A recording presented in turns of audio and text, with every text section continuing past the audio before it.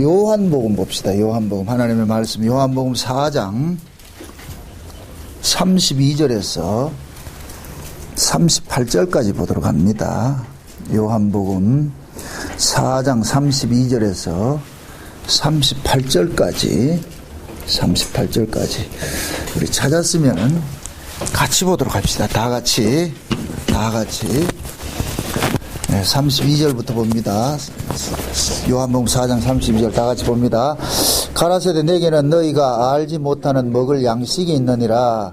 제자들이 서로 말하되 누가 잡수실 것을 갖다 드렸는가 한데 예수께서 이르시되 나의 양식은 나를 보내신 이의 뜻을 행하며 그를 온전히 이루는 이것이나 너희가 넉 달이 지나야 추수할 때가 이르겠다 하지 아니하느냐. 내가 너희에게 이르노니 눈을 들어 밭을 보라. 희어져 추수하게 되었도다. 거두는 자가 이미 삭도 받고 영생에 이르는 열매를 모으나니 이는 뿌리는 자와 거두는 자와 함께 즐거워하게 하려 함이니라. 그런즉 한 사람이 심고 다른 사람이 거둔다 하는 말이 옳도다. 내가 너희로 노력지 아니한 것을 거두러 보내었나니 다른 사람들은 노력하였고 너희는 그들의 노력한 것에 참여하였느니라. 아멘. 기도합시다. 하나님, 절기를 통하여서 계시되신 그 예수 그리스도에 대해서 우리가 또 상고하기를 원합니다. 이 시간도 지혜와 계시의 정신을 저희들에게 허락해 주셔서 이 절기를 통하여서 계시하신 그 예수님의 그 일생들을 다시 한번 우리가 상고할 수 있는 귀한 시간 되어지게 도와주시옵소서. 성령 하나님께서 각인의 심령 속에 이 시간도 믿음으로 역사케 하셔서 절기 속에 담겨진 그 예수 그리스도를 우리가 밝히 깨달아서 그 예수님의 그 풍성한 은혜 가운데 오늘 또 거할 수 있는 귀한 시간 되어지게 도와주시옵소서. 성령님께서 종의 입술에도 말씀을 넣어주시고 또한 듣는 심령들 속에서도 귀를 열어주셔서 말씀을 잘 전하고 말 잘 들을 수 있는 귀한 시간 되어지게 도와주시옵소서. 감사를 드렸고 예수님의 이름으로 기도합나이다. 아멘. 하나님께서 예수 그리스도를 이 땅에 보내시고 그 예수님 한 분을 남기고 싶어하는 것이 하나님의 뜻입니다. 예수님께서 오셔서 하시는 말씀이 나는 아버지의 뜻을 행하러 왔다 그러잖아요. 아버지의 뜻을 행하러 왔다. 그러니까 그 아버지의 뜻이고 뭐냐. 아버지께서 내게 주시는 자는 마지막 날에 다 살리는 것이 아버지의 뜻이니라. 그러니까 예수님은 뭐 하러 오셨느냐. 자기 백성을 살리러 왔죠. 살리러 오셨단 말이죠. 그래서 자기 백성들을 어떻게 살려내느냐, 그것을 제일 먼저 보여주신 분이 누구냐면 예수님이에요. 이렇게 이해를 하세요. 하나님 앞에 제일 먼저 구원받은 사람이 누구냐? 예수님이에요. 예수님이 구원을 받는다 이러면 좀 이상하죠. 생경하게 들리죠. 그러나 예수님께서 육체로 이 땅에 오심을 통해서 예수님도 구원받을 자가 되어버렸단 말이죠. 왜 그러냐면은 예수님은 모든 믿는 자들의 뭐냐면은 표본이 되기 때문에, 표상이 되어버리기 때문에. 그래서 우리가 그걸 성경에서는 예수님을 첫 열매라고 그러잖아요. 첫 열매. 그 예수님께서 이 땅에 오셔서 걸어가셨던 그 길들을 자기 백성들을 걸어가게 하나님께서 그렇게 간섭을 하십니다. 그래서 우리는 독자적으로 사는 자가 아니라 예수님 안에서 살아가는 자들이다. 그리고 신앙생활이라는 것은 예수님의 것으로 이 땅을 살고 있는 것이에요. 살아가는 것이에요. 그게 신자들은 예수님이 이 땅에서 당하셨던 그런 아픔들을 그대로 당하고 있죠. 그래서 하나님께서는 그 구약의 이스라엘 백성들에게 장차 오실 그 예수 그리스도에 대해서 갖가지로 이렇게 설명을 해 주셨어요. 그래서 모든 그 구약의 성경들은 누구를 이렇게 증거를 하느냐? 예수님 한 분을 증거하고 있거든요. 그 성경을 많이 안다는 얘기는 예수를 잘 안다는 얘기예요. 예수님을 안다는 얘기. 왜 예수님을 알아야 되느냐? 그분이 우리의 누구다? 신랑이잖아요, 신랑. 신랑도 모르고 산다 할 것 같은 그 문제 있죠. 신랑이라면 신랑. 그 구약의 이스라엘 백성들을 보면 결혼 풍습을 볼 것 같으면은,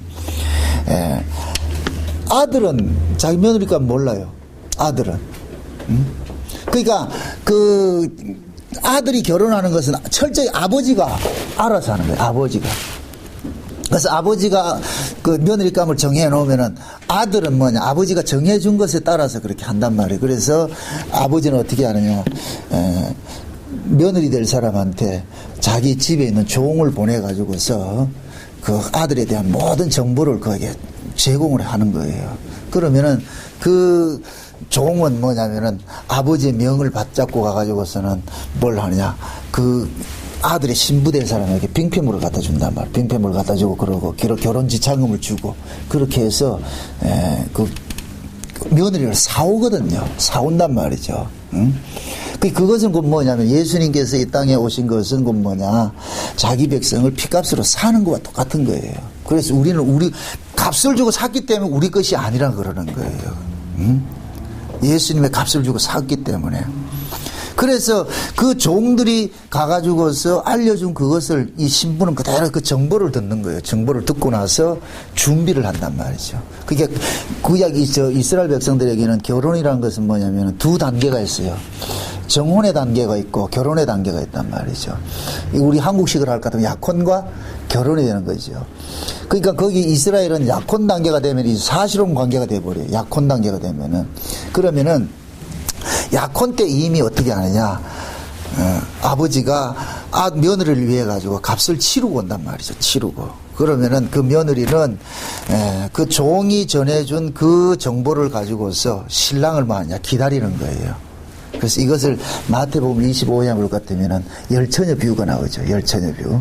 그러니까 그 이스라엘의 그 결혼 제도는 꼭 이 성경의 그 구속사를 그대로 드러내고 있어요. 왜 그러냐면 이스라엘 자체가 누구를 보여주는 민족이냐면은 예수 그리스도를 보여주는 민족으로 선택이 됐기 때문에 이스라엘 풍습 속에 다 그게 다 담겨 있다니까. 그래서 정혼이 끝날 것 같으면은, 요즘식 한국말로 하면 약혼이 끝날 것 같으면 어떻게 하느냐, 이때부터는 이 여자는 뭐냐, 나는 임자 있는 사람입니다 하는 그것으로 지금 공표를 해야 되는 거예요, 사람들 앞에. 응?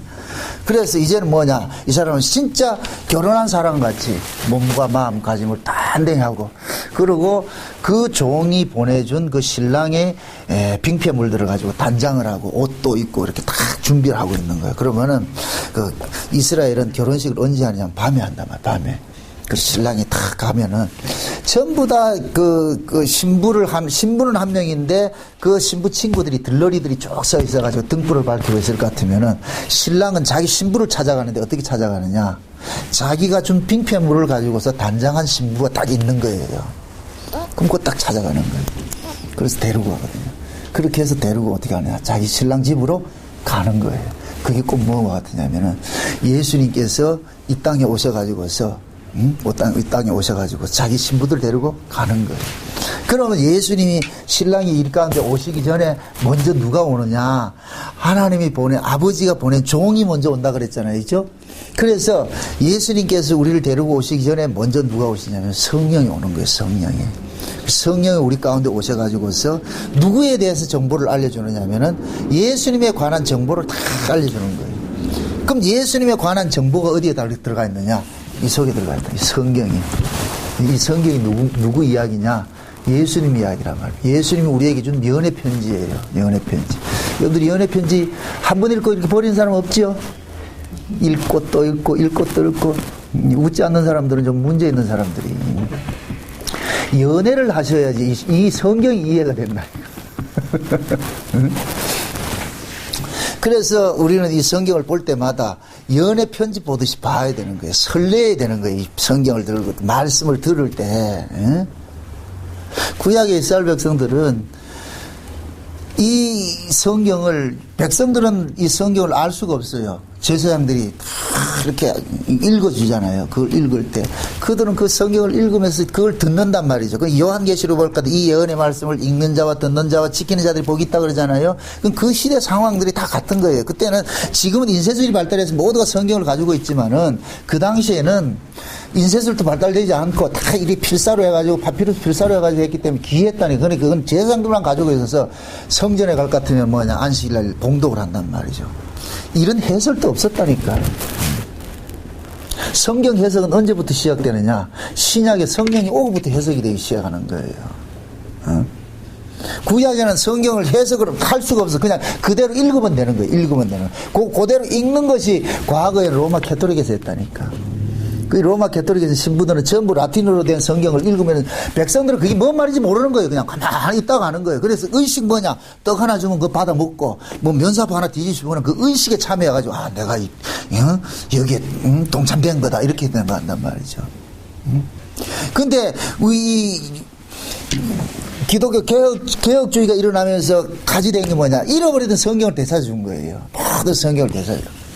그 하나님께서 그때 일을 해가셨어.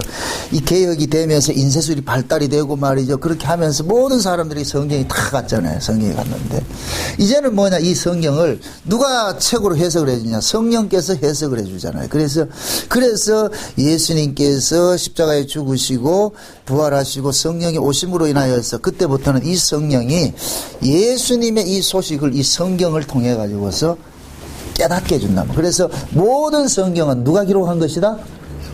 성령의 감동으로 기록했죠. 그죠? 성령의 감동으로 기록했죠.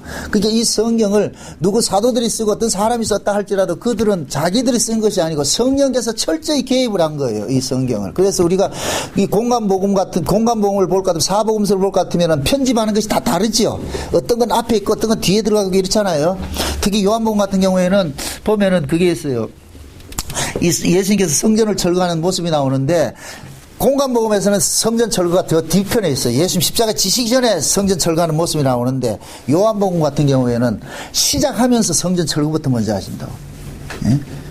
그래서 성경에 보면 예수님께서 성전을 2번 철거를 하는 것을 나타난다니까. 사역 초기에 성전을 한번 철거하시고 사역 말기에 십자가 지시기 전에 성전 철거하는 것이 나타난다. 이것이 곧 뭐냐? 예수님께서 이 땅에 2번 오시는데 예수님께서 초림으로 오셔가지고 구약교회를 청소해버렸고 척결을 심판을 해버렸고 마지막에 재림 때 되면은 신약교회를 또 뭐냐? 심판하는 일들이 일어난단 말이에요. 그 2가지를 딱 보여주고 있는 거예요.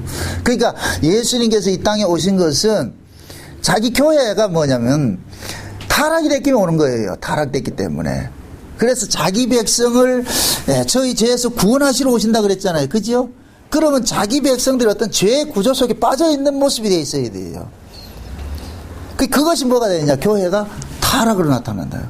그래서 예수님께서 오셨을 때에 구약교회의 모습이 뭐냐? 강도들의 구렬이 되어버렸잖아요. 강도들의 구렬. 그죠? 그 강도들의 구렬이 된 그 성전을 예수님께서 쓸어버리고 그것을 완전히 심판해버린 거예요. 심판해버리고 나가지고서 예수님께서 뭐라 그래요? 이 성전 헐어버리라. 내가 새로 짓겠다. 그들은 46년 동안 지었던 그 눈에 보이는 그 성전, 예루살렘 성전을 예수님께서 이건 부정한 거예요. 왜? 성전은 성전의 기능을 하지 못하면 성전의 자격이 없어. 성전의 의미는 뭐냐? 하나님과 화목이 이루어지는 것이에요.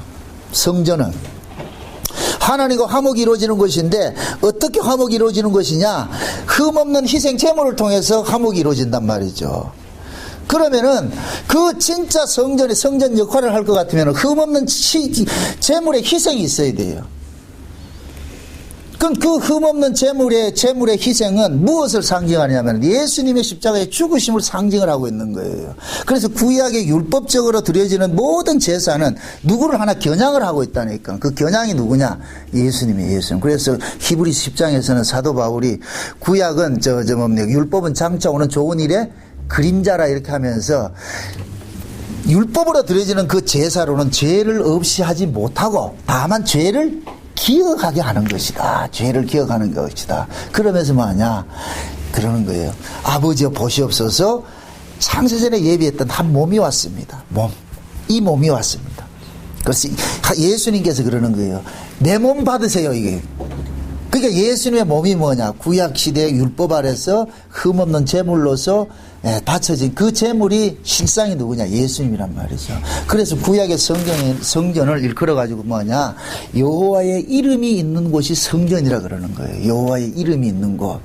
그래서 하나님께서 이스라엘 백성들 애굽에서 빼내가지고서 하는 얘기가 내 이름을 두시려고 하는 곳에 한 곳을 지명을 한단 말이죠. 그러면 너희들은 그곳에 가가지고 뭐 하라? 제사를 지내라 한단 말이에요. 그래서 성전이 뭐냐? 여호와의 이름으로 이름이 계신 곳이 성전이에요. 성전. 그래서 그 성전에서 뭐 하느냐? 흠없는 제물을 통해서 하나님과 뭐가 되냐? 화목이 이루어진다니까. 근데 그 예수님께서 뭐라 그래요? 내가 성전이라 그러죠? 이 성전 헐어버리라. 내가 성전이다. 내가 사흘 만에 짓겠다. 그건 뭐냐? 예수님께서 십자가에 죽으심으로 비로소 뭐가 됐느냐? 하나님과 화목이 이루어지는 거예요. 그러니까 하나님께서는 지금 무엇을 원했는데 예수님의 몸을 원하는 거예요. 예수님의 몸을 원했단 말이죠. 그럼 우리는 예수님의 그 죽으심을 근거로 해서 하나님과 뭐가 되느냐? 화목이 이루어지는 거예요.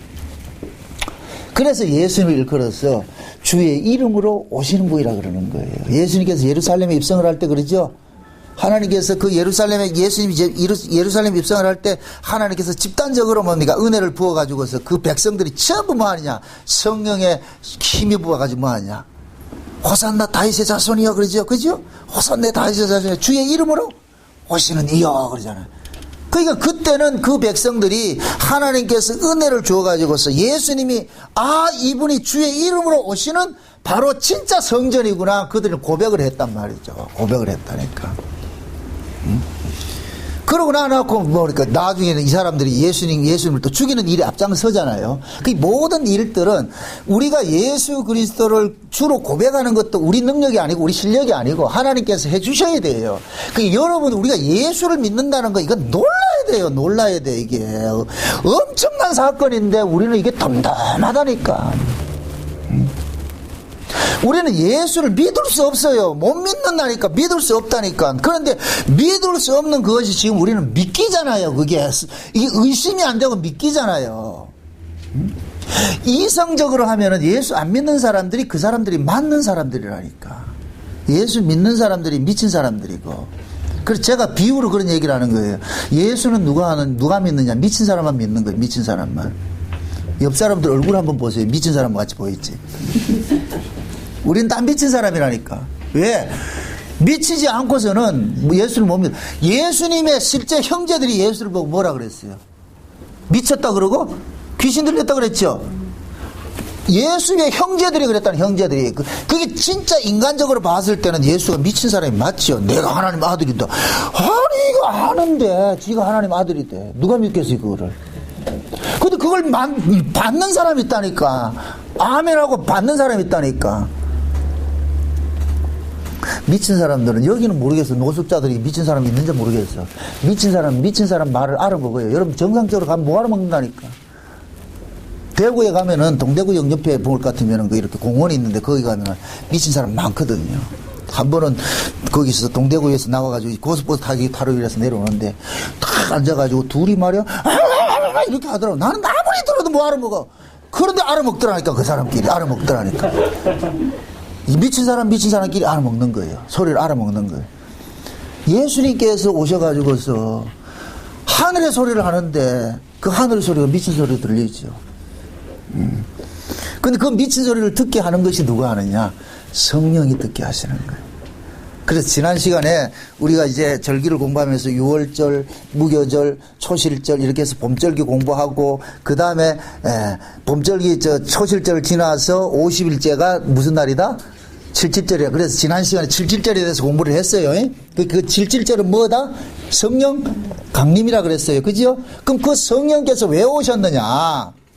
예수님께서 요한복음에 볼 것 같으면 예수님이 제자들 보고 그런 얘기를 하는 거예요. 14장, 15장, 16장에 볼 것 같으면은 성령에 대해서 쭉 설명을 해줘요. 그게 예수님께서 14장에 그러잖아요. 너희는 마음에 근심하지 말라. 내가 가면은 너희들이 거할 뭐를 만든다? 처소를 예비한다 그러잖아요. 처소를 예비하면 내가 다시 올게 그런단 말이에요. 그러면서 누구 이야기를 하느냐? 성령에 대해서 이야기를 하는 거예요. 내가 가면은 다른 보혜사를 너희에게 보낼 것이니. 그러니까 다른 보혜사를 보낸다는 얘기는 뭐냐? 거기서 말하는 다른이란 보혜사는 뭐냐? 예수님과 같은 보혜사인 거예요. 예수님과 같은 보혜사. 그러니까 예수님과 같은 보혜사라 이 얘기는 예수님도 뭐예요? 보혜사란 얘기예요. 보혜사. 보혜사란 얘기는 돕는 분이란 얘기거든요. 돕는 분. 그러니까 하나님께서 자기 백성들을 위해서 누구를 보냈냐? 예수님을 보냈잖아요. 예수님을 보냈단 말이죠. 그래서 예수님께서 자기 백성들을 하나님의 자녀를 만들고 하나님 앞에 나아가게 하고 하는 모든 일들을 예수님께서 돕는 일들을 하는 거예요. 돕는 일. 그러면은 육체로 오신 예수님께서는 자기 몸을 십자가에 죽으심으로 인하여서 우리의 죄를 대신해서 대속하는 이 일들을 하게 한단 말이죠. 그럼 이 예수님께서 하신 일들을 자기 백성들에게 실제 적용시키는 이 일들을 누가 해야 되느냐? 성령이 와야 되는 거예요. 성령이. 그래서 성령을 예수님의 이름으로 성령이 왔다 그러는 거예요. 그럼 예수님께서 예수님의 이름으로 오신 그 성령은 반드시 누구를 증거하게 되어 있느냐? 예수 그리스도를 증거하게 되어 있어요. 예수님께서 하신 일을 우리 안에서 적용시키는 일을 하는 거예요. 적용시키는 일을 한단 말이에요. 그것이 77절이었단 말이에요. 77절. 그래서 오순절 성령 강림이 일어나고 나가지고선 제자들이 전부 누구에게 충만이 돼요? 예수에게 충만이 돼버리죠. 그죠? 그래서 가는 곳마다 누구를 증거합니까? 예수를 증거하잖아요. 너희들이 성령을 받으면 사마리아 땅끝까지 이르러서 누구 증인된다 그래요? 예수의 증인된다 그러죠. 예수의 증인된다고. 그러니까 성령은 왜 오셨느냐? 예수님의 증인을 삼기 위해서 오신 거예요. 자, 보세요. 예수님께서 십자가에 죽으시고 부활을 하시고 난 다음에 제자들 찾아가가지고서 아버지가 나를 보낸 것 같이 나도 너희들을 보낸다 하면서 성령을 줘서 보내잖아요. 그러면 12 제자들은 지금 예수님을 대리하는 자로 서 있는 거예요. 사도들은. 사도들은 예수님을 대신하는 자들이에요. 사도들은. 그러면은 이 사도들이 가는 곳마다 누구를 전했어요? 예수 그리스도에 관해서 전했죠. 그런데 그 사도들이 전하는 그 현장마다 계속해서 무엇이 어떤 역사들이 일어나죠. 무슨 역사가 일어나요? 성령의 역사들이 일어나죠. 그죠? 성령의 역사들이 막 일어나잖아요. 그럼 그 성령이 사도들이 전하는 그 예수가 하나님이 뭡니까? 전하라는 그 복음이 맞다는 것을 증명을 해주는 거예요. 성령이. 그래서 성령 받은 사람들은 특징이 뭐냐면은 예수 이야기를 하는 거예요. 예수 이야기를. 그 한국교회 성령운동은 잘못된 운동이에요. 그건 뭐 어디 무당 부닥거리 하는 그건데 성령은 그런 분이 아니에요. 성령은 예수님께서 그러잖아요. 그가 나에 대해서 내 것을 가지고 나에 대해서 증거할 것이야. 증거할 것이야. 그렇게 성령을 받은 사람들의 특징은 모두가 뭐가 되느냐? 예수의 증인이 되는 거예요. 그러니까 예수의 증인은 어떤 특정한 사람만 되는 것이 아니고 성령 받은 사람은 전부 다 누가 되는 예수의 증인이 된다. 증인. 그래서 우리는 증인으로서 살게 되는 거예요. 자, 이것이 하나님께서 이 땅에 예수님 한 분을 남기는 일을 하셨는데, 그래서 이것을 농사 비유로 이렇게 표현을 하잖아요. 아버지는 농부요. 아버지는 농부인데 그 농부 되신 하나님께서 이 세상에 무슨 농사를 짓느냐? 예수 농사를 짓는 거예요. 예수 농사. 오늘 우리가 살펴볼 것이 뭐냐면은 넉 달 농사인데 절기를 보면은 6월절, 무교절, 초실절, 그 다음에 77절 다음에 넉 달 동안은 절기가 없어요. 그래서 7월 달에 가야 절기가 있다니까. 그래서 편의상 뭐하냐? 이 넉 달을 우리가 농사기간이라 이렇게 표현을 하는 거예요. 그럼 이렇게 생각하세요. 이 넉 달이 왜 필요하냐면은 이 넉 달 동안 하나님께서는 뭐 하느냐? 하나님의 아들을 이 땅에 심었다니까. 그게 예수님의 십자가의 죽으심으로 나타났단 말이죠. 죽으심으로. 그래서 예수님이 십자가의 죽으심을 예수님은 무엇으로 이야기를 하냐면 하나님의 미랄이 죽는 것으로 이야기를 하는 거예요. 하나의 미랄이 죽음으로 인하여서 하나리 죽어서 하나를 생산하기 위해서 죽는 것이 아니잖아요. 그죠? 하나리 죽어서 많은 열매를 맺기 위해서 죽는 것이잖아요. 그러면 농부 입장에서는 미랄 하나를 심는 것은 그 미랄 속에 수많은 미랄을 끄집어내기 위해서 심잖아요. 그죠? 여기 꼭 그와 같은 거예요. 하나님께서 진짜 농부 되시는데 이 농부이신 하나님이 이 땅에 예수라는 이 씨앗을 하나를 심는 거예요.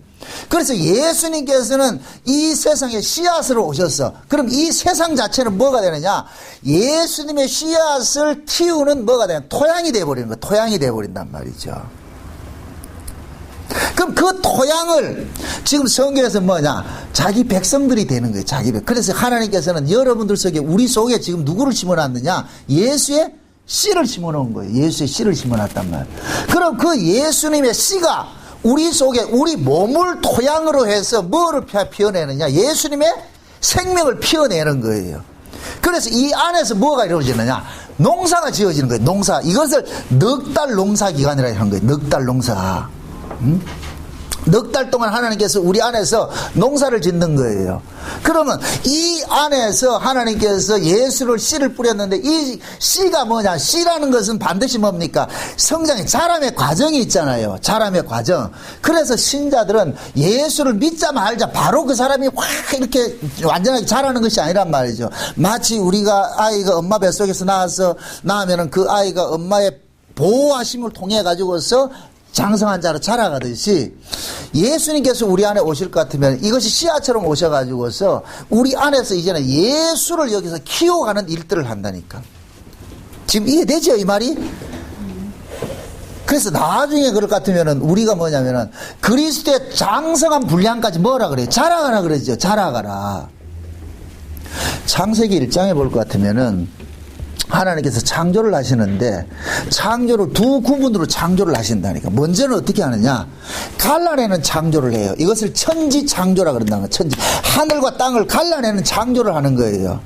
그 다음에 뭐 하냐면은 이것이 첫째 날부터 셋째 날까지는 갈라내는 창조를 하고 그 다음에 넷째 날부터 여섯째 날까지는 뭐냐? 갈라진 곳에 채우는 일을 하는 거예요. 그래서 저기 창세기 2장에 가가지고 천지와 만물이 다 이룬이라 그런다. 천지와 만물이 다 이룬이라.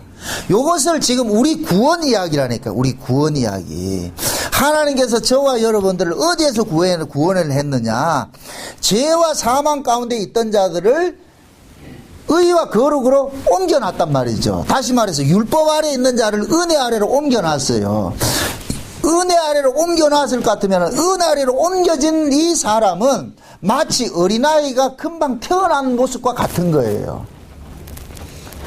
우리가 비록 예수를 믿는다 할지라도 여전히 우리는 우리 안에 습성이 남아있다니까. 율법 아래에서 행하는 습성들이 남아있다니까. 그러니까 이걸 뭐 하느냐?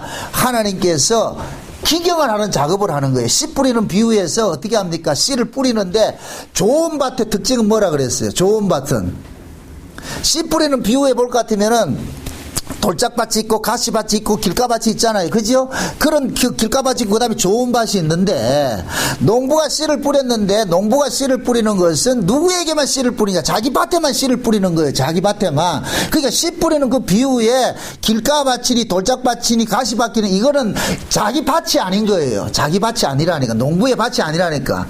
그게 농부의 밭은 어디냐? 좋은 밭이에요. 왜 좋은 밭이냐? 농부와 관리를 하기 때문에 좋은 밭인 거예요. 밭이 좋은 밭이 따로 있는 것이 아니고 똑같은 죄인이에요. 우리 모두가 똑같은 죄인인데 아담 안에서 태어난 모든 인간들은 다 죄인인데 하나님께서 그 아담 안에서 태어난 자들 중에서 창세전에 어린 양의 생명책에 농민된 자들 있잖아요. 그들에게 하나님께서는 찾아가셔가지고서 뭐하냐? 농사를 짓는 거예요. 농사를 짓는 거예요. 그래서 농부가 관리하는 밭이 무슨 밭이냐? 좋은 밭이라니까. 좋은 밭. 그래서 농부가 그 자기 밭에다가 씨를 뿌려가지고서 그 씨앗이 반드시 자라도록 일을 하는 거예요. 그러기 위해서 뭐 하냐? 우리 안에 돌을 제하고 가시를 뽑아내고 우리 안에 있는 것들을 악한 것들을 이거 뽑아내고 말이에요. 거기에다 예수의 생명이 자라가도록 일을 하는 거예요. 그래서 저와 여러분들이 이 땅에 예수를 믿자마자 바로 천국 데려가지 않는 이유는 뭐냐? 이 땅에서 뭐냐? 살아있는 이 날 동안 뭐냐? 하나님께서 우리를 가지고서 우리 안에 예수 그리스도가 자라가도록 농사를 짓는 일들을 하는 거예요. 농사를 짓는 일들을. 그러면 이 농사가 잘 지어지면 어떻게 되느냐? 추수를 하겠지요. 그 비유를 오늘 이 요한복음에 볼 것 같으면 예수님께서 수가성 여인을 가지고서 지금 비유를 얘기를 하는 거예요. 자, 다시 한번 성경 한번 보세요. 지금 예수님께서 사마리아로 가가지고 수가라는 성에 지금 갑니다. 수가라는 성에 갔는데 그 수가라는 성에 가니까 수가성 여자가 하나가 있는데 이 여자가 어떤 여자냐면은 남편이 5이고 지금 현재 있는 남편까지 6명의 남편을 거느리고 있는데 이 6명의 남편이 거느리고 있는 이 여자는 흔히 여기 성경에서는 창기란 말은 없는데 이 여자의 행실을 봐서는 분명히 창기란 말이죠. 창기인데 그런데 이 여자는 남편을 지금 6명을 이렇게 남편을 두었다는 얘기는 갈아치웠다는 얘기는 그 남편을 통해서 이 사람은 뭡니까? 여자에게서 남편은 보호자란 말이에요.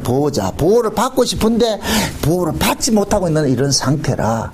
상태란 말이에요. 그래서 예수님께서 가셨어요. 찾아가셨어요. 예수님이 이 사마리아를 찾아가는 그 배경을 볼 것 같으면은 유대인들에게 있어가지고서는 사마리아 이 지역은 뭐냐면은 이 사마리아 사람들은 누구 사람들이냐면 혼혈족들이 사는 사람들이에요. 과거에 북쪽 이스라엘이 아수르에 멸망이 당해가지고서 그 아수르에 멸망당해서 거기서 혼혈자들이 생겨난 족속들이 사는 동네가 사마리아라는 게 사마리아. 그래서 정통 유대인들 입장에서는 이 사마리아를 통행하지 않아요. 이 재수 없는 동네라 그래가지고서. 그래서 여기 이 사마리아 사람들을 성경에서 뭐로 비유를 하냐면 개로 비유한다. 개. 저 개 같은 여자들을 이렇게 한단 말이죠. 그 유대인들은 굉장히 자긍심이 있었다니까. 근데 예수님께서 일부러 사마리아를 가는 거예요. 사마리아를. 그게 제자들이 만류를 했다니까. 예수님 지금 이거는 우리가 갈 때가 부정탄 도시인데 저 우리 가면 됩니까? 이러니까 예수님께서 쓸데없이 말고만 따라와라 이래가 데리고 간 거예요. 그 어디로 갔냐면 우물가에 딱 데려간 거예요. 우물가에. 근데 이 여자가 어떤 여자냐면은 너무 자기 인생이 수치스러우니까 남들이 다 잘 때 이제 물길로 오는 거예요. 동네에 물길로 왔단 말이죠. 그러니까 이 여자가 지금 물길로 오는 시간이 몇 시냐? 낮 12시 사건입니다. 낮 12시. 응? 팔레스타인 지역에는 낮에는 너무 더워가지고서 이때는 사람들이 왕래를 안 해요. 서늘할 때 가서 물 길어 오고 하지. 근데 지금 이 수가성녀는 낮 12시에 아무 사람도 오지 않는 그 시간에 왔다는 얘기는 사람의 눈을 피해서 왔다는 얘기예요. 자기 수치가 있었어. 근데 예수님께서 일부러 찾아가셔가지고서 예수님이 가셔가지고서 물 달라 그러면서 무슨 이야기를 하냐면은 신랑 이야기를 해버리잖아요. 이 여자가 감추고 싶은 그 수치를 예수님께서 일부러 드러내는 일들을 하는 거예요. 수치를. 그래서 예수님 시비를 거는 거예요. 여자야, 물 들어왔나? 예, 물 들어왔어. 왜 물 들어왔는데? 목마르니까 물 들어오죠. 그 예수님 그러잖아요. 네 이 물 떠가지고 먹어도 또 목마를 텐데, 내가 주는 물을 먹어야 네 영원히 목마르지 않는다. 영원히. 그러니까 이 여자가 그러잖아요. 그 물이 어디 있어요? 그 물은 메시아가 와야 주는데, 내가 메시아다, 이거. 내가 주는 물을 먹을 것 같으면 그 속에서 영원히 생수가 솟아나가지고, 마르지 않은 생수가 솟아나서 가람이 없다는 거예요. 그러니까 이 여자는 뭐냐? 예수님께서 물 이야기를 하니까 이 여자는 알아먹는 거예요. 그 물은 메시아가 와야 주는 건데요. 그러니까 예수님께서 내가 메시아야. 응? 그러니까 이 수가성녀는 예수님께서 수가성 여자의 그러한 수치를 드러내고 이렇게 하니까 이 여자는 어떻게 하냐. 예수님께서 자기 죄를 고발을 하고 나니까 죄가 고발당할 것 같으면은 유대인들은 반드시 뭐 해야 되냐. 죄에 대해서 뭐 해야 돼요? 제사를 지내야 되잖아요. 그러니까 이 수가성 여자가 묻잖아요. 당신이 보니까 선지자인데, 메시아고 선지자인데, 그러면은 내가 죄가 이렇게 고발이 당했으니까 내가 하나님 앞에 가가지고 속죄 제사를 드려야 되지 않느냐. 그러니까 어느 성전에 갈까요? 그러는 거예요. 우리는 사마리아인으로서 예루살렘 성전에 가서 제사를 지내고 싶은데 저 예루살렘 성전에는 누가 못 오게 하기 때문에 유대인들이 못 오게 하기 때문에 그럼 우리가 지은 성전이 그 어디에 있느냐? 그리심산에 있는데 그 그리심산 성전은 짝퉁이라 짝퉁. 그럼 거기 가서 예배를 드려야 될까요? 아니면 저 예루살렘에 유대인들이 정통 성전이라는 저 성전에 가서 예배를 드려야 될까요? 물으니까 예수님께서 저것도 아니고 이것도 아니라 그러는 거예요. 이제는 신령과 진정으로 예배할 때가 온다 그러는 거예요. 예배할 때가 온다. 응? 그게 어떻게 되느냐. 신령과 진정으로 예배할 때가 오는데 그때는 그 때가 언제냐. 예수님께서 성령으로 우리 가운데 오시면은 비로소 뭐가 되느냐. 예배는 누구 안에서 예배가 이루어지느냐. 예수 안에서 예배가 이루어진단 말이죠. 예배라는 게 뭐예요? 하나님과 만남이잖아요. 그럼 하나님과 만나려면은 하나님은 거룩한 분이고 우리는 본질적으로 죄인이잖아요. 죄인이 거룩한 분을 만날 수 있다? 못 만난다? 못 만나죠. 그래서 우리는 죄인이 하나님을 만나게 해주기 위해서 누가 오셨느냐? 의인이신 예수님이 오신 거예요. 예수님이. 그래서 우리는 예수님 안에서 누구를 만나느냐? 하나님을 만나는 일들이 일어나는 거예요. 그래서 예수님께서 수가성 여자에 그러는 거예요. 내가 오면은 이제부터 신령과 진정으로 이제 뭐 하게 된다? 하나님과 뭐 하게 된다? 만남이 이루어진다는 거예요. 만남이 이루어진다.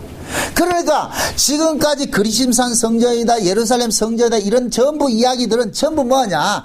나 하나를, 메시아 하나를 드러내기 위해서 필요한 것들이에요. 그냥 이건 하나의 뭐 전부 예표적인 것들이란 말이에요. 그 예표적인 것들.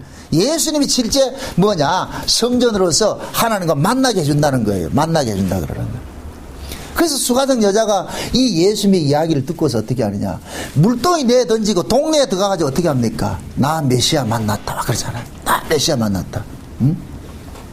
그런데 제자들이 빵 사러 갔다가, 점심시간에 빵 사러 갔다가 오니까 예수님한테 와가지고 예수님 빵 잡수소 이러니까 예수님께서 하시는 말씀이 나는 먹었다 이러는 거야. 먹었다. 누가 줬는데요? 너희들이 알지 못하는 양식이 있는데 나 그거 먹었다. 그러니까 제자들이 삐져가지고 얍삽하다. 응? 근데 예수님께서 그러잖아요. 내가 먹는 양식은 이렇게 수가성 여자와 같이 자기 백성을 뭐 하는 것이다? 구원하는 것인 거예요. 구원하는 것. 그게 예수님이 살아가는 의미라니까. 이 땅에 오신 의미라니까. 이걸 일컬어서 뭐냐. 사람이 떡으로 사는 것이 아니고 하나님의 말씀으로 산다 그러는 거예요. 하나님의 말씀으로 산다 그러니까 맨날 성경 구절 많이 외운다고 그게 사는 게 아니고 하나님의 뜻을 이루기 위해서 산다는 거예요. 그게 삶의 의미라니까. 그래서 예수님께서는 아버지의 뜻을 이루는 것인데 그 아버지의 뜻이 뭐냐. 자기 백성을 구원하는 일들이란 말이죠. 그래서 예수님께서 오셔가지고서 수가성 여자를 뭐 하느냐. 구원을 하는 거예요. 여기 예수님이 먹는 것으로 표현을 하는 거예요. 그래서 예수님이 이 수가성 여자 사건을 통해 가지고 이야기를 하는 거예요. 다시 보세요. 성경 보세요. 35절 보세요. 35절. 너희가 넉 달이 지나야 추수할 때가 이르겠다 하지 아니하였느냐. 내가 너희에게 이르노니 눈을 들어 밭을 보라. 희어져 추수하게 되었도다. 자, 이 말이 뭐냐면은 예수님께서 제자들에게 하는 이야기가 야, 너희들이 넉 달이 지나야 추수해야 되지 않느냐. 지금 이렇게 이야기를 한단 말이죠. 그러면 요 이야기가 뭐가 같으냐면은 자, 예수님께서 십자가에 죽으시고 부활 승천해가지고서 그 다음에 성령으로 우리 가운데 오시는 것이 무슨 절기라 그랬어요? 77절이라 그랬죠. 77절. 그죠? 지난 시간에 우리 살펴봤던 77절인데 77절은 뭐냐? 77절 다음에 나팔절까지가 몇 달이 기간이 있냐면 넉 달 동안 기간이 있는 거예요. 넉 달 동안. 그러니까 이 넉 달 동안은 뭐 하냐? 77절은 성령 강림 주일이라 그랬으니까 성령이 오심으로 인하여서 뭐가 되느냐? 하나님의 백성들 농사 짓는 일들이 시작이 되는 거예요. 그것을 예수님께서는 지금 여기서 뭘 표현해요? 넉 달을 표현을 하는 거예요. 넉 달을. 자, 이러는 거예요. 내가 이 땅에 온 것은 이 수가성 여자와 같은 죄인을 구원하러 온 것이 예수님이 오신 일이에요. 예수님이 오셨다니까. 그러면은 그 예수님께서 십자가에 죽으시고 한 이 일들을 자기 백성들 속에 실제적으로 적용을 시키는 이 일들을 해야 되는데 그 일을 하기 위해서 누가 오신 거예요? 성령이 오신 것이죠. 그죠? 그럼 성령이 이제 그 자기 백성들의 속에 올 것 같으면은 이 성령은 자기 백성들 속에서 무슨 일들을 하게 하느냐면은 예수 그리스도 때문에 내가 죄에서 구원받았다는 이 사실들을 이 안에서 뭐 하느냐? 깨달아가는 거예요. 그 예수님의 십자가의 죽으심을 통하여서 하나님과 뭐 하느냐? 교제하는 이 일들이 일어나는 거예요. 그래서 하나님과 깊은 뭐가 이루어지느냐? 예배 관계가 이루어진다니까요. 그래서 예배라는 것은 하나님과의 은밀한 교제가 예배예요. 예배. 응? 그러니까 성령이 오심으로 인하여 가지고서 이제부터는 이 땅에서 넉 달 동안 예수님이 재림을 하실 때까지는 넉 달 동안 무슨 일이 일어나느냐? 예수님에 대해서 예수님께서 하신 그 일들이 우리 안에서 뭐가 되느냐?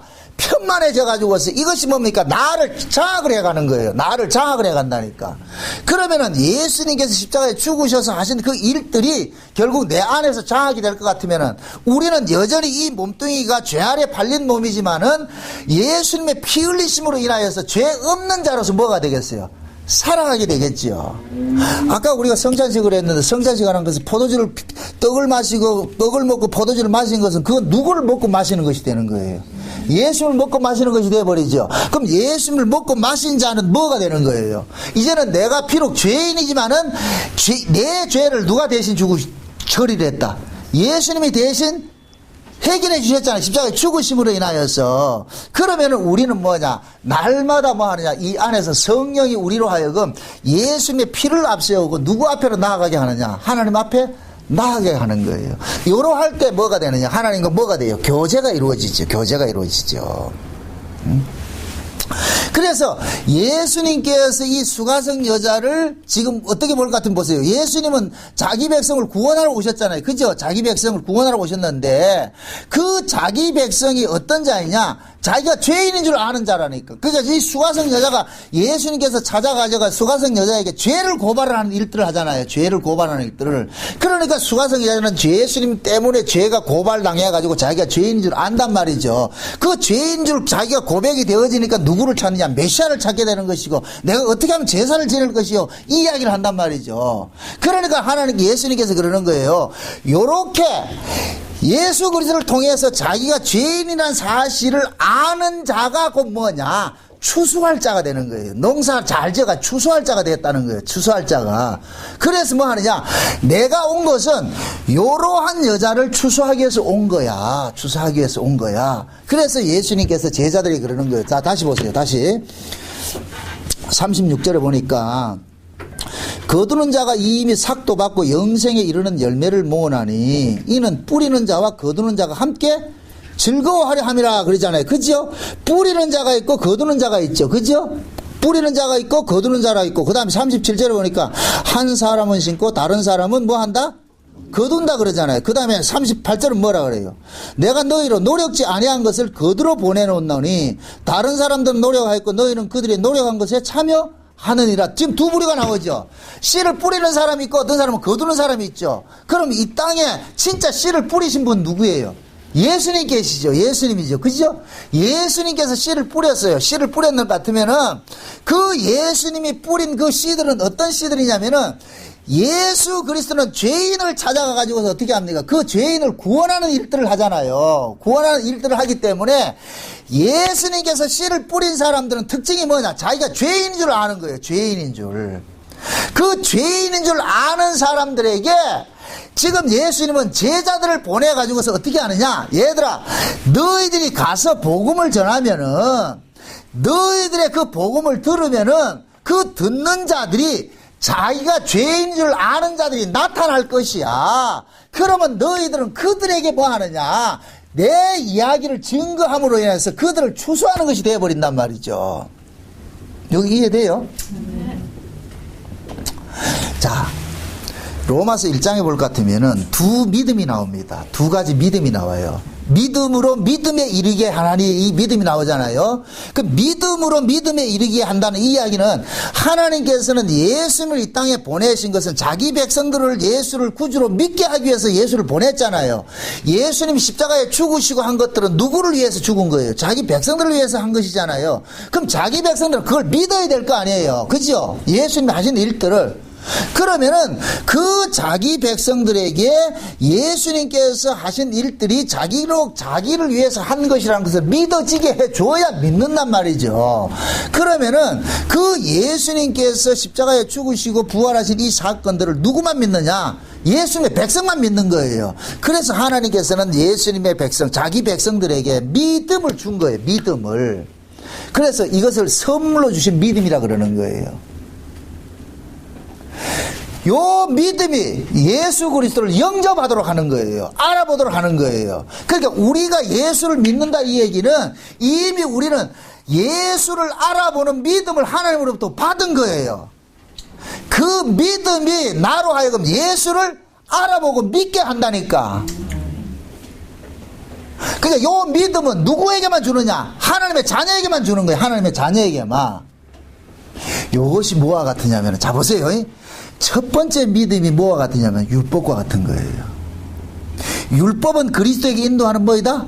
모학선생이라 그랬죠. 그럼 첫 번째 주신 믿음이 뭐라 그랬어요? 예수 그리스도를 알아보게 하는 것이라 그랬죠. 그러니까 첫 번째 하나님 주신 그 믿음이 예수 그리스도에게 인도하는 거예요. 쉬운 얘기를 이야기해요. 예수님께서 오셔가지고 갈릴리 바다를 다녀요. 그러니까 갈릴리 바다는 수많은 어부들이 있었단 말이죠. 수많은 어부들이 있었는데도 예수님을 다 영접했다, 다 영접하지 않았다. 다 영접하지 않았죠. 누구만 예수를 영접했어요? 베드로만 영접하죠. 그것은 그 뭐냐? 하나님께서 베드로에게만 뭐를 줬느냐? 예수 그리스도를 믿는 믿음을 준 거예요. 그러니까 베드로가 예수를 보고서 구주로 영접을 하는 거예요. 마태복음 16장에 볼 것 같으면은 예수님께서 제자들 보고 그럽니다. 얘들아, 저 세상 사람들이 나를 뭐라 생각하대? 너희들 소문 안 들어봤나? 그러니까 베드로가 대표로 해가지고 묻잖아요. 얘기를 하잖아요. 세상 사람들은 예수님을 선생으로 이렇게 얘기를 하던데요. 아니면은 좀 유명한 선지자 정도 되고, 이런 정도로 얘기를 합니다. 그래서 예수님께서 베드로 보고, 너는 나를 뭐라 생각하는데? 그렇게 했을 때 베드로가 뭐라고 고백해요? 주는 그리스도시요. 살아계신 하나님의 아들이라 그러죠. 그러니까 예수님께서 베드로를 칭찬해요. 그 베드로가 고백한 것의 출처를 이야기를 해줘요. 출처를 이야기해주잖아요. 야, 이 베드로야, 네가 내가 하나님의 아들이고 구주라는 걸 아는 것은 네가 한 것이 아니고 하늘에 계신 내 아버지께서 알려줬다. 내 아버지께서. 그러면 예수님의 아버지께서 베드로에게 예수가 주와 그리스도라는 걸 왜 알려줬겠어요? 베드로만이 누구기 때문에, 하나님께로 난 자들이기 때문에, 하나님의 구원받을 자들이기 때문에, 그러니까 다른 사람들은 예수님을 그냥 선생으로 봤는데 베드로는 12제자를 대표하는 인물이니까 12제자들은 하나님께서 믿음을 줘가지고 요 믿음이 예수가 하나님의 아들이라는 걸 알아보게 된 거예요. 그래서 당신은 하나님의 아들입니다 라고 입술로 고백을 하는 거예요. 이걸 로마서식으로 뭐랄 것 같으면 마음으로 믿어 의에 이르고 입으로 시인하여 구원에 이른다, 그렇게 하는 거예요. 그러니까 하나님이 주신 이 선물을 받은 이 믿음이 결국 예수 그리스도를 알아보게 하는 거예요. 영접하게 한다니까. 그래서 로마서에는 복음에는 하나님의 의가 나타나는데, 그 복음 속에 하나님의 의가 있다는 것은 누구만 아느냐? 믿음을 받은 사람만이 안다. 그 믿음을 받은 사람들이 그 복음 속에 있는 하나님의 의가 있다는 걸 받아들인다는 거예요. 믿는다는 거예요. 요렇게 될 때 그건 뭐가 되느냐? 하나님께서 자기 백성들에게 예수가 믿어지게 해주니까 믿어지는 사람은 예수를 믿습니다, 이렇게 고백이 나온단 말이죠. 그래서 요한복음 1장에 볼 것 같으면은 예수님께서 자기 땅에 왔는데 자기 백성들이 알아보더라. 뭐 알아보잖아요. 그런데 알아보는 자들이 있는데 그들이 누구냐? 하나님의 자녀가 되는 권세를 받은 자들이에요. 그런데 그들이 누구냐? 사람의 뜻으로 나지 아니하고 육정으로 나지 아니하고 사람의 뜻으로 되지 않고, 그게 곧 뭐냐면은 인간의 어떤 이성이라든 인간의 지혜와 지식으로는 예수를 믿을 수 있다 없다 그러잖아요. 오로지 뭐냐? 하나님께로 난 자들만이 알아보는 거예요. 하나님께로 난 자들만이. 그래서 지금 보세요. 예수님께서 수가성 여자에게 찾아간 것은 뭐냐? 이 수가성 여자가 창세전에 어린 양의 생명책에 농명된 자이기 때문에 찾아간 거예요. 찾아가서 뭐 하느냐? 예수님께서 예수님을 계시를 해줘버리는 거예요. 그러니까 이 수가성 여자는 메시아에 대해서 관심이 있단 말이죠. 그 메시아가 와야 날 구원하는데, 예수님께서 내가 메시아다. 그러니까 예수님께서 그 여자에게 말씀하신 그 내용들을 이 여자는 뭐냐? 예수님의 말씀을 전부 뭐로 들은 것이죠. 요렇게 들은 자들이 뭐가 되느냐? 하나님 보시기에 잘 익은 곡식이 돼버리는 거예요. 하나님이 구원 농사를 짓는데, 하나님이 지으신 구원 농사는 어떤 농사냐? 자기 백성들이 예수를 영접하는 것이 구원 농사인 거예요. 예수를 영접하는 거. 그러면 그 예수는 누구만 영접하느냐? 하나님께로 난 자들만이 영접을 하지요. 영접을 한단 말. 그럼 그 하나님께로 난 자들은 특징이 뭐냐? 자기가 죄인이라는 사실을 아는 거예요. 예수는 내가 죄인이라는 사실을 아는 자만이 예수를 영접한다니까. 그럼 내가 죄인이라는 걸 어떻게 알아요? 우리는 율법을 통해서 알잖아요. 그러니까 예수님께서 수가성 여자에게 그 남편 이야기를 해가지고 그 죄를 지적한 것은 예수님이 지금 무슨 역할을 하고 있느냐? 율법 역할을 하고 있는 거예요. 율법 역할을 하니까 이 여자가 내가 죄인이니까 제사 지내야 되지 않습니까? 이게 나오는 거예요. 이러한 모습을 예수님께서는 잘 익은 곡식이라 그러는 거예요. 봐라! 잘 익었다. 이거 잘 익었다. 그러니까 내가 이제 너희들 보내는 거야. 성령이 오면은, 이제부터 오순절 성령이 오면은 이 성령께서 증거되는 곳마다 뭐냐? 하나님 백성들이 툭툭툭 터져 나오는 거예요. 그래서 사도들이 오순절 성령 받고 나가지고서 너희들이 죽인 이 예수를 하나님께서 주와 그리스도 되게 했다 그러니까 그 설교를 듣는 심령들 속에서 어떤 일들이 일어나요? 어찌할꼬 하는 일들이 일어나죠. 그럼 그 어찌할꼬 하는 이 고백들을 행한 사람들이 어떤 사람들이었어요? 천하 각국으로부터 올라온 경건한 유대인들이죠. 오순절날 이스라엘 백성들은 율법으로 남자들은 20세 이상 남자들은 의무적으로 1년에 3번씩은 예루살렘 성전에 가서 예배를 드려야 돼요. 제사를 지내야 돼요. 그것이 봄절기 한 번 지내고 그 다음에 여름절기 한 번 지내고 가을절기 한 번 지낸단 말이죠. 이 3번 지내는 거예요. 그럼 3번 제사 지내는 것은 이 절기는 모두 누구를 나타낸다 그랬어요? 예수님을 나타낸다 그랬죠. 그러니까 이스라엘 남자들은 1년에 3번은 의무적으로 봄절기하고 여름절기하고 가을절기에 그 성전에 나가서 예배를 드리라 한 것은 이 이스라엘 백성들은 전체가 그 3번 같지만은 3번이 전부 다 뭐냐, 봄, 여름, 가을이니까 이 봄, 여름, 가을 전체를 뭐냐, 이들은 하나님 앞에 가서 예배하는 것이 되어버리는 거예요. 비록 3번을 갔지만은. 이해되죠? 봄의 대표를 한번 가고 여름의 대표를 한번 가고 가을의 대표를 한번 가는 거예요. 그러면 이것은 천하 각국으로부터 멀리 떨어져 있는 사람은 1년에 3차례 가서 성전에 가서 예배를 드림으로 인하여서 그들은 1년 예배가 되는 것이에요. 그럼 1년 예배가 된다는 얘기, 이들은 뭐냐, 비록 1년에 3번 예배를 드렸을 것 같으면 이 사람들은 일평생 1년 내내 누구의 피로서 그들이 용서받고 사는 자가 되느냐, 흠없는 재물의 제사를 통해서 자기들이 용서받은 자로 살고 있는 것이 되어버리는 거예요. 그래서 하나님께서 의무적 율법으로 해놨단 말이죠. 근데 오순절 날에 천하 각국으로부터 누가 왔다 그랬어요? 경건한 유대인들이 왔다 그랬잖아요. 그럼 천하 각국으로 온 사람들이 실제 여러분들 따져보세요. 이 사람들이 예수 죽였어요, 안 죽였어요? 안 죽였다니까. 천하 각국에 예수를 죽인 사람은 예루살렘에 있는 사람들만 예수를 죽였지, 천하 각국으로 있는 사람들은 예수가 어떤 사람들인지 몰라. 아무도 모른다니까. 예루살렘에 있던 사람들만 예수를 죽였어요. 그런데 베드로가 이것을 어떻게 하느냐, 예루살렘에서 일어난 이 사건을 온 세계로 확장을 시키는 거예요. 그래서 천하 각국으로 올라온 사람들이 그 회중 속에 있는 거예요. 있을 때 베드로가 외치는 거예요. 너희가 죽인 이 예수를 하나님께서 살리셔가지고 주와 그리스도 되게 하셨다. 그로부터 이제부터는 이 예수를 통해서 회개케 하고 하나님의 자녀가 되게 하는 이 일들을 하게 하신다. 이 설교를 하니까 천하 각국으로부터 올라온 사람들이 그 이야기를 내 이야기로 듣는 거예요. 자기 이야기로. 이 사람들은 분명히 예수를 안 죽였는데, 예수가 누군지도 모르는데 베드로의 설교를 듣고 보니까 그 설교가 성령의 감동으로서 자기 안에서 내 것으로 확 와닿는 거예요. 이해되죠? 요러한 상태가 뭐가 되느냐, 추수하는 것이 되는 거예요. 넉 달 농사가 되어버리는 거예요. 쉬운 얘기로. 그러니까 하나님께로 난 자들은 설교를 들으면은 뭐가 일어나느냐, 어찌할꼬 하는 이 고백이 일어난다니까. 고백이 일어난다니까.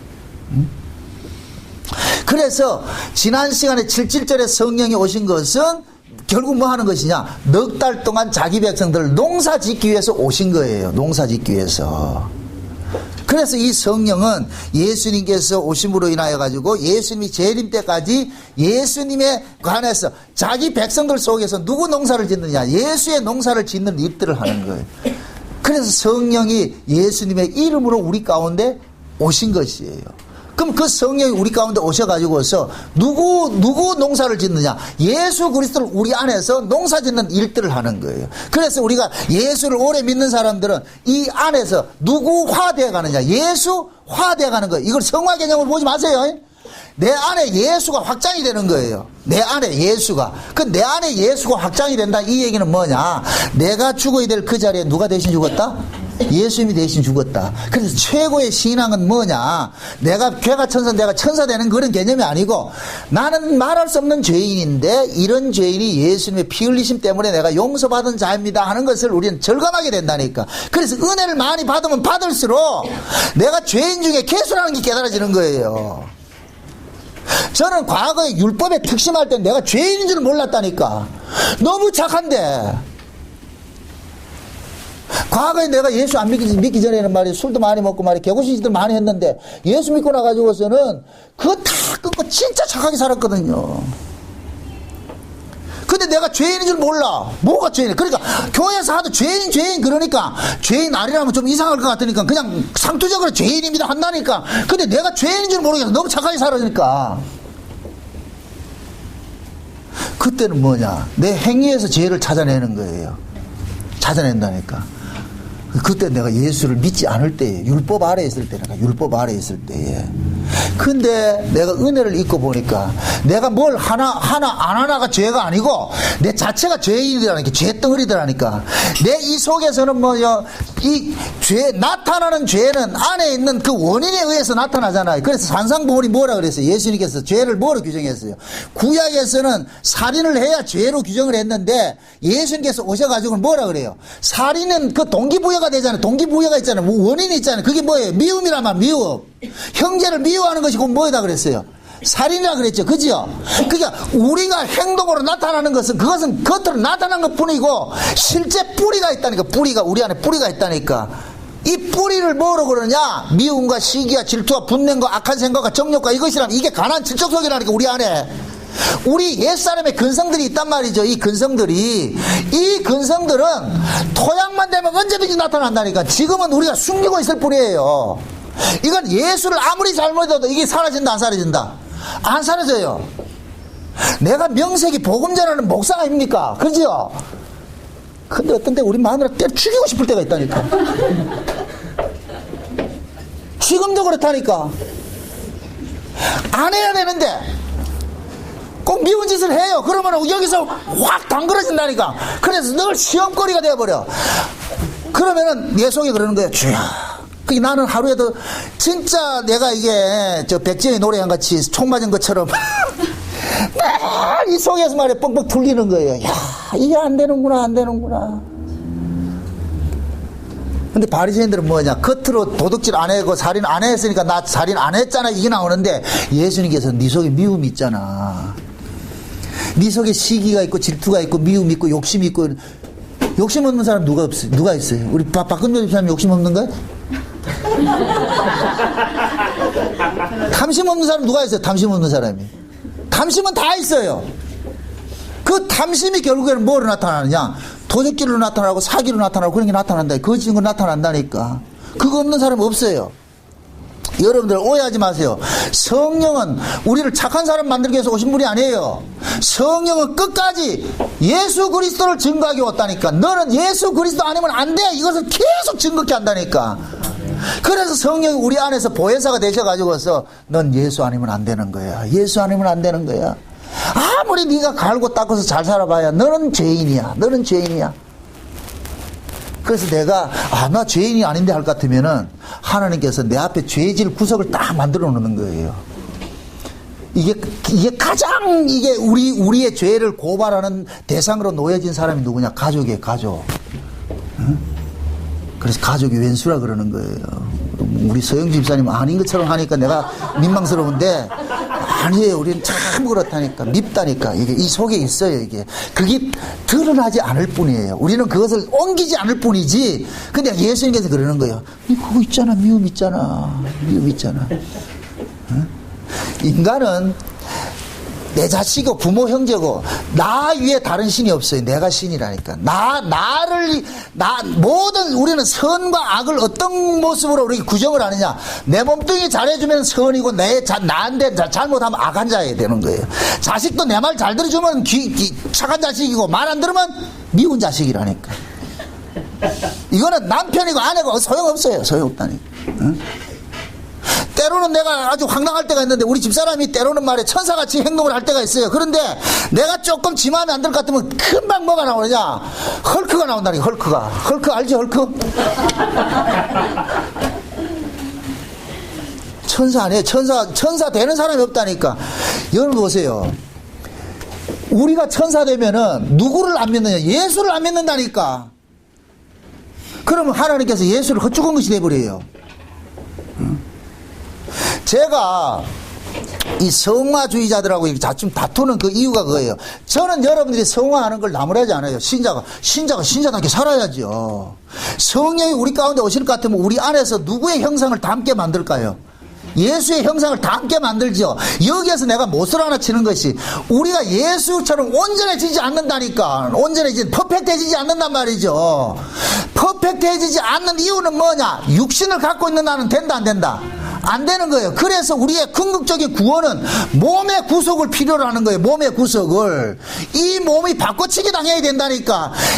아담 안에서 난 네 몸뚱이 가지고는 아무리 해도 안 돼. 이게 중풍병자라니까. 중풍병자 특징이 뭐예요? 머리로는 아는데 손과 발이 움직이잖아요. 이게 죄인의 특징이라니까. 그래서 제가 그런 이야기를 하는 거예요. 죄인은 뭐냐? 정답을 가르쳐줘도 정답대로 살지 못하는 것이 죄인이라니까. 이게 중풍병자라니까. 우리는 그에게 답을 아는 거예요.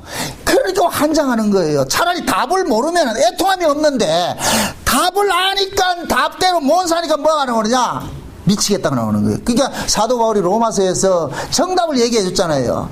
내가 하나님의 법을 즐거워하는데 또 내 속에 또 다른 놈이 있어가지고 하나님의 법을 싫어하는 놈이 있는데 이 하나님의 법을 싫어하는 놈이 누구를 이기더라? 하나님의 법을 좋아하는 놈을 이기더란 말이죠. 이게 이스마엘이 이삭을 이기는 것과 똑같은 거예요. 에서가 야곱을 이기는 것과 똑같은 거라니까. 그러니까 우리 안에 옛사람이 있어. 이스마엘이 있다니까. 이스마엘이. 이 이스마엘이라는 놈이 강한 자예요. 이 안악자손같이 강한 자라니까. 이 강한 놈이 약속으로 난 이 이삭을 괴롭히는 거예요. 바울이 그 로마 7장에 이 이야기를 하고 있는 거예요. 그래서 바울이 그러는 거예요. 오라 나는 공관자로다 그러잖아요. 공관자. 바울이 예수님과 방불하게 산 사람이에요. 그런데 바울이 뭐냐? 나 죄 못 이기겠더라. 그래서 나중에 바울이 뭐라 그래요? 내가 죄인 중에 괴수라 그러잖아요. 그게 언제 나오는 고백일까요? 예수 믿자 말자? 아니에요. 사도 바울이 그 디모데 전후서를 쓴 것은 죽기 전에 쓴 것이 마지막 유언과 같은 글이라니까. 거기에서 나는 죄인 중에 괴수라 그런다니까. 금방 예수 믿는 사람들이 어디 상투적으로 들어가지고 아이고 내가 죄인 중에 괴수입니다. 이게 시금방지게 까불고 있다. 그 고백이 안 나와요. 그건 언제 나오느냐? 예수 우리가 하나님 앞에 불려가기 전에 나온다니까. 주야 참 그럴 땐 할 말이 없어요. 죽이든 살리든지 모든 것이 하나님의 은혜입니다. 그 고백이 나온다니까. 그래서 우리는 낱낱이 뭐 하느냐?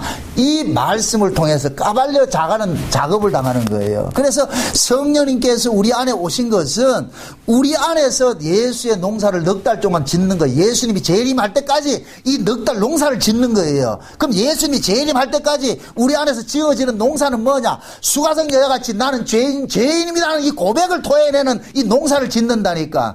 그러니까 진짜 율법을 잘 지킨 사람이 누구냐? 수가성 여자가 율법을 지킨 사람이 되는 거예요. 모든 율법은 누구를 드러내느냐? 내가 죄인이라는 사실을 드러내는 것이 율법의 기능이란 말이에요. 율법. 그 율법은 곧 뭐냐? 말씀이란 말. 말씀. 그래서 하나님께서 애굽에서 나온 이스라엘 백성들에게 제일 먼저 시내산 도착해가지고 율법을 줘버리는 거예요. 율법을. 그 율법이 계속해서 이스라엘 백성들을 40년 동안 뭐로 고발하냐? 죄를 고발하는 거예요. 죄를.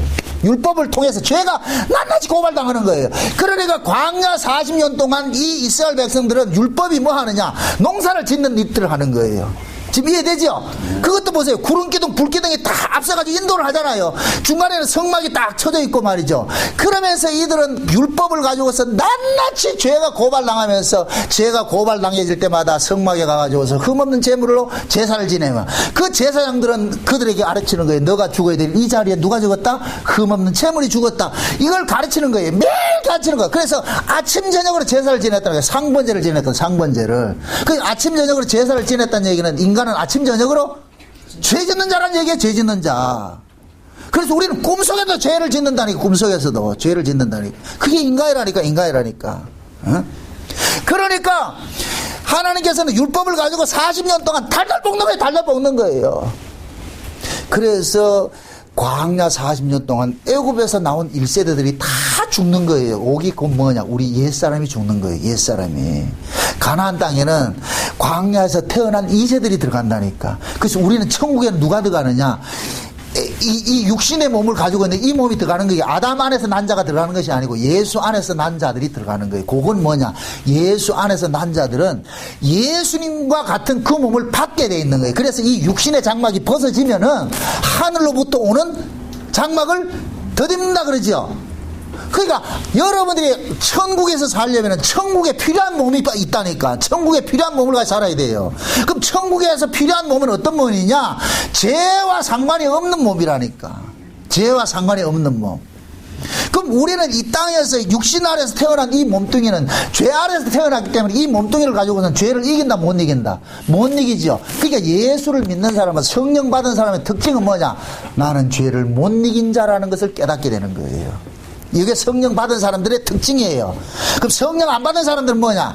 죄 안 짓는다 그런다니까. 나 죄 안 짓는다. 여기 성령 안 받은 사람들의 특징이라니까. 나 죄 안 지어. 내가 죄 안 지어. 아니에요. 우리는 죄를 지을 수밖에 없다니까. 하나님께서 하시는 일은 그 아들이 드러나야 돼요. 아들의 희생이 드러나야 된다니까. 누구든지 내 아들의 죽음을 헛되이 하지 말라 그러는 것이 하나님이 이 땅에 던겨진 명령이에요. 명령. 이게 시편 2편에 나오잖아요. 하나님께서 이 땅에 포구령을 하나 내려놨는데 누구든지 내 아들에게 입맞추지 않는 자는 하나님께서 진노를 퍼본다 그러잖아. 그 입맞춘다는 얘기가 뭐냐? 영접하는 거예요. 예수를 영접하는 거예요. 예수를 영접하는 거. 그럼 그 예수는 누가 영접한다? 자기가 죄인인 줄 아는 자가 영접하죠.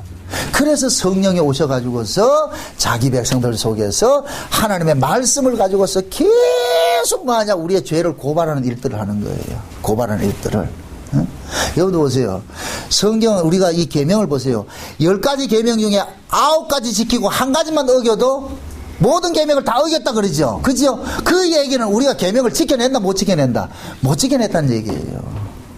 그 계명을 구약에서 이스라엘 백성들 어떻게 생각했냐면은 도둑질 안 하고 살인 안 하고 이거는 얼마든지 할 수 있어요. 인간은 각오를 가지고 있을 것 같으면 살인 안 하고 도둑질 안 할 수가 있어요. 이거는 의지적으로 할 수 있어요. 그게 바리새인들이었거든요. 근데 속으로는 말이야 이렇게 미움이 가득해도 살인은 안 하면 되니까. 근데 예수님께서 오셔가지고서는 니들이 살인을 안 했다고 네가 살인자 아니라고 그러는데 네 속에 미움이 있잖아. 그러니까 뭐 하느냐? 미움이 있는 자는 이미 뭐 한다 자다? 살인한 자라 그러는 거예요. 그러니까 바리새인들은 지금까지 살인 안 한 걸 가지고서 자기가 의로운 자라고 했는데 예수님께서 오셔가지고서 확인 사살을 해주는 거예요. 네가 네 속에 미움이 있는데 어떻게 살인을 안 했다 그러느냐? 살인은 미움 때문에 나타나는 현상일 뿐인데 미움이 없는 인간이 어디 있냐? 그러고 네 율법 지켰는데 안 지킨 것이 돼버리지. 그래서 율법을 지켰다고 하는 놈들 율법을 안 지킨 것이 돼버린 거예요.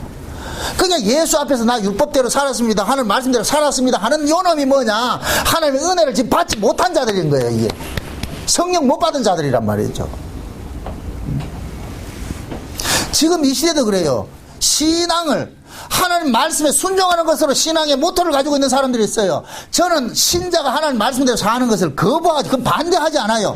그런 지향성을 있어야 된다니까. 늘 우리는 하나님 뜻대로 살고자 하는 마음이 이 속에 간절함이 있어야 돼요. 근데 그 간절함이 있다고 해서 그대로 사라진다 안 사라진다?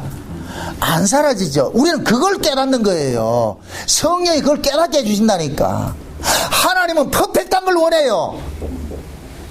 9개 반을 지켜도 안 된다니까.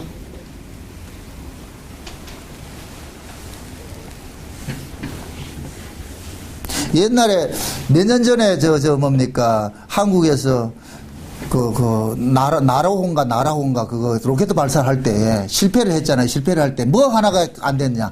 피어링이 하나 안 돼가지고 떨어져 버렸다니까. 그 로켓가 발사됐는데 한 가지만 고장나도 안 되는 거예요. 마찬가지라니까. 우리가 하나님 말씀 지켜내는 것도 퍼펙트, 하나님 100%한 거 원하는 거예요. 내가 온전하니 너희도 온전하라. 내가 거룩하니 너희도 거룩하라 그러잖아요. 근데 죄인이 어떻게 거룩해? 하나님 같이 어떻게 온전해져요? 우리는 못해요. 그럼 온전해질 수 있는 길이 딱 하나 있어. 누구 어떻게 하면 온전해지냐? 온전한 분 안에 들어가면 온전해지는 거예요. 이걸 예수 믿는 것이라 그런단 말이죠. 그래서 내가 거룩하니 너희도 거룩하고 내가 온전하니 너희도 온전하라 하는 그 소리는 곧 뭐냐? 예수 믿으라는 거예요. 예수 믿으라는 거. 그걸 문자적으로 내가 거룩을 만들어내라는 얘기가 아니고, 만약에 하나님께서 명령이 떨어졌다. 야 정나곤이 너 내가 온전한 것이 너도 온전하고 내가 거룩한 것이 너 거룩해. 이럴 것 같으면은 성령 받은 정나올 같으면 어떻게 해야 되냐? 하나님 어떻게 해야 온전해지는데요? 나는 이 죄 안에서 태어나면 온전해질 수 없는데요. 그럼 하나님께서 뭘 알려주느냐? 내 아들 믿어. 이건 내 아들 믿어. 온전한 내 아들 믿어. 거룩한 내 아들 믿어. 그래서 거룩된 자 안에서 거룩해지는 거예요. 이게 하나님이 바라는 거룩이라니까. 요걸 일컬어서 뭐냐? 만물이 그리스도로 말미암아 그리스도 안으로 다시 돌아간다고 그러는 거예요. 그리스도께 나왔다 그리스도 안으로 돌아가는 거예요. 그래서 창세전 언약의 내용이 만물이 그리스도 안에서 함께 섰느니라 이렇게 고백을 하는 거예요. 이해되죠? 그래서 우리는 하나님 앞에 갈 때 누구 앞세우고 가느냐? 예수 앞세우고 가는 거예요. 그래서 우리 이마에 전부 누구 이름이 적혀 있다 그랬어요? 예수의 이름이 적혀 있다 그랬잖아요. 예수의 이름이. 그래서 신자들을 일컬어 가지고 전부 뭐라 그러냐? 양자라 그러냐? 양자. 양자는 지가 아들이 아니에요. 아버지가 너 아들로 인정을 해줘서 아들이 되는 것이지, 근데 아버지께서 아들로 인정을 할 때 그냥 인정해 주는 것이 아니고 누구 때문에 인정을 해 준다니까. 누구 때문에?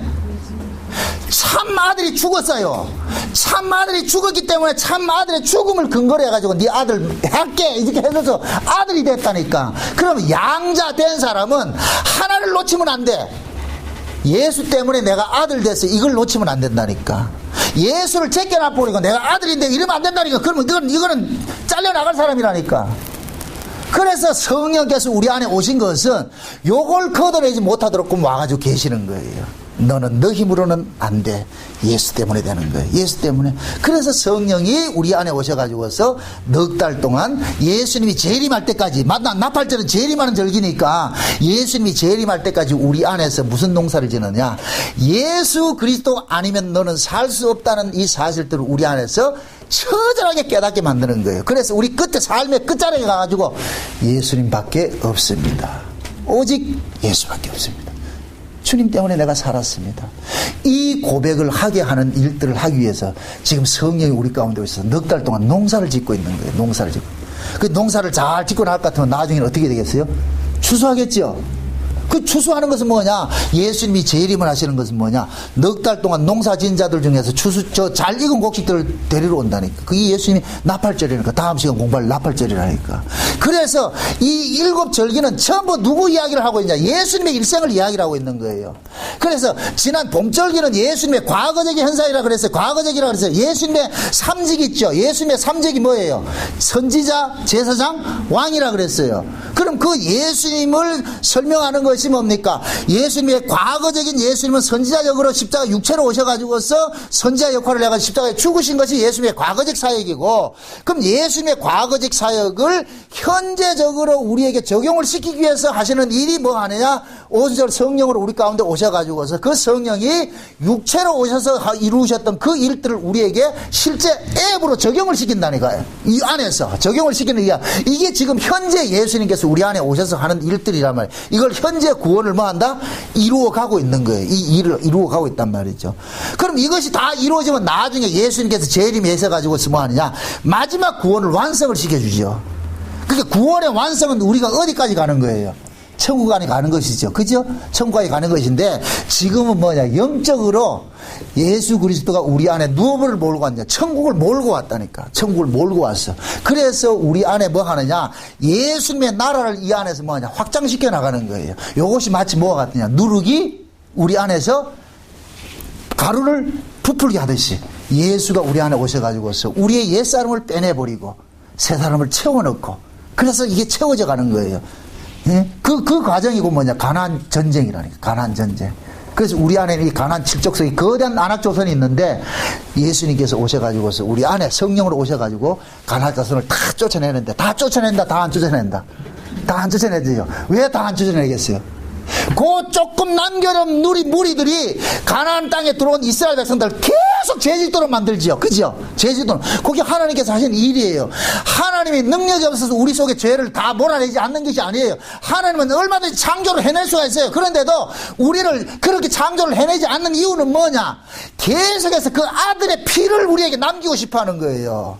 너는 내 아들의 피 흘림 때문에 살고 있다는 걸 남기고 싶어 한다니까. 그래서 하나님께서는 우리를 온전하게 100% 온전하게 살도록 안 해주는 거예요. 능력이 없어서가 아니고. 이해되죠?